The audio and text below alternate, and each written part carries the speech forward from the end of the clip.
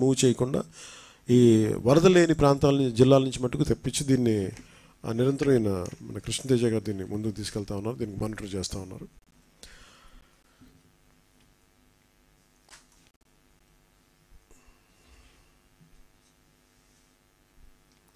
అలాగే ఇంకొకటి మెయిన్ మన ప్రిన్సిపల్ సెక్రటరీ గారు ఆయన అనుభవంతో చెప్పింది ఏంటంటే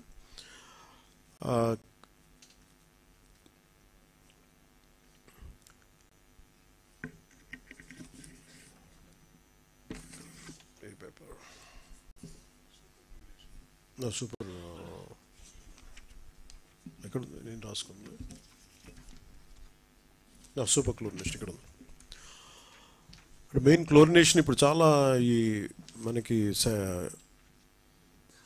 వాటర్ బాటిల్ డిసీజెస్ ఇవన్నీ వస్తాయి కాబట్టి అందుకని ప్రత్యేకించి ఇలాంటి ప్రాంతాల్లో ఇలాంటి సమయాల్లో ఎక్కువ మనం క్లోరినేషన్కి సేఫ్ డ్రింకింగ్ వాటర్ కోసం అలాగే 0.55 ppm అంటే పార్ట్ పర్ మిలియన్ క్లోరిన్ కలుపుతాం.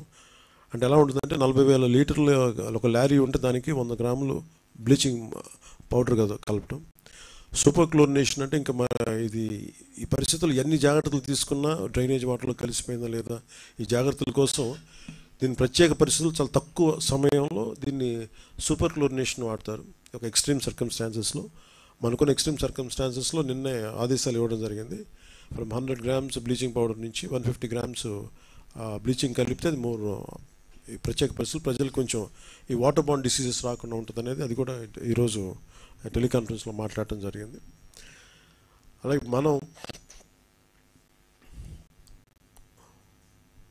హెవీ డ్యూటీ డ్రోన్స్ని వాడటం జరిగింది. వీళ్ళు ప్రత్యేకించి ఇప్పుడు ఇందాక మీకు చూపించిన ఫోటోగ్రాఫ్ చూపిస్తే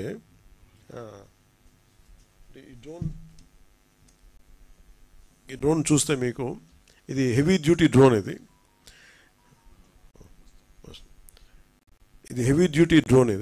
దీనికి ఈ పైలట్స్ ప్రత్యేకంగా శిక్షణ పొందిన లైసెన్స్డ్ డ్రోన్ పైలట్స్ వీళ్ళు. So it can carry up to 8 kg weight ఒక నీళ్లు కానీ పండ్లు కానీ తిండి కానీ చేయొచ్చు. ఇవి ముఖ్యంగా హై రైజ్డ్ బిల్డింగ్స్ కోసమని దీన్ని ఎక్కువ వాడతారు. కానీ ఇక్కడున్న పరిస్థితి చూస్తే అది వెళ్ళలేదు కాబట్టి అది కింద ఎక్స్పర్టీస్ ఆఫ్ డ్రోన్ పైలట్ ఎలా సహాయక చర్యలు ఎలా ఉంటుంది అనేది మనకి చిన్న వెరీ గుడ్ ఎగ్జాంపుల్ ఇది. సో అది మీ దృష్టికి తీసుకొస్తా ఉన్నాం.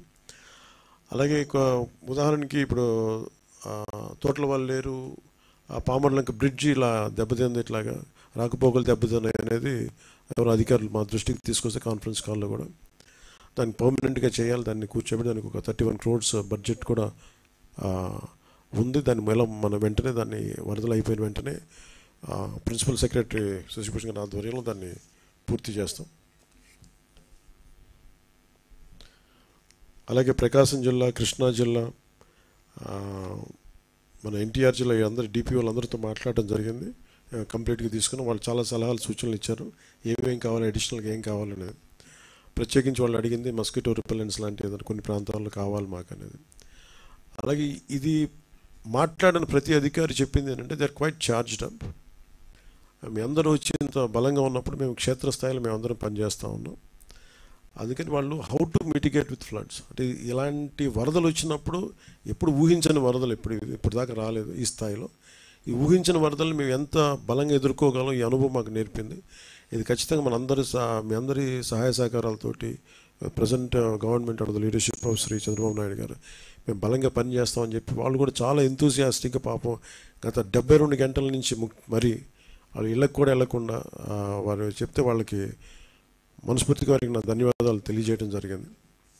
అలాగే దాదాపు 900 నుంచి 1000 మంది శానిటరీ వర్కర్స్ అర్బన్ ఏరియాస్లో పనిచేస్తుంటే ఇందాక మేము మాట్లాడుకున్న డిస్కషన్లో ఒకటే ఏం తెలియజేశానంటే ఏ శానిటేషన్ వర్కర్స్ అయితే క్షేత్రస్థాయిలో పనిచేస్తారో వాళ్ళందరినీ మనం గుర్తించాలి, వాళ్ళు గౌరవించాలి అని చెప్పి నేనే ఇనిషియేట్ చేశాను ఆ ప్రోగ్రామ్. అది మన పంచాయత్ శాఖ డైరెక్టర్ గారికి కూడా దృష్టికి తీసుకెళ్తే ప్రిన్సిపల్ సెక్రటరీ గారి దృష్టికి తీసుకెళ్తే కూడా